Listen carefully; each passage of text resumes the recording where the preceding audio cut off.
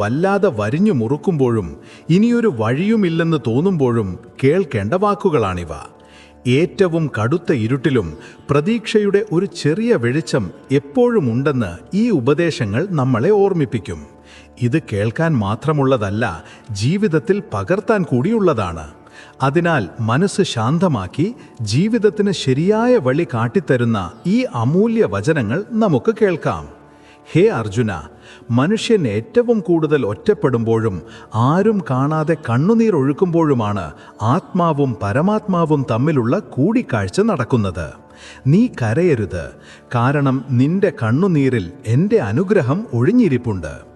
ഏകാന്തതയിൽ ലഭിക്കുന്ന സമാധാനമാണ് എൻ്റെ യഥാർത്ഥ ദർശനം. മനുഷ്യൻ്റെ ഹൃദയം നിർമ്മലമാകുമ്പോൾ മാത്രമേ ഭഗവാൻ അവിടെ പ്രത്യക്ഷപ്പെടുകയുള്ളൂ എന്ന് നീ ഓർക്കുക. ഈ ലോകം നിന്നെ കേൾക്കാതിരിക്കുമ്പോൾ ഞാൻ നിന്നെ കേൾക്കുന്നു.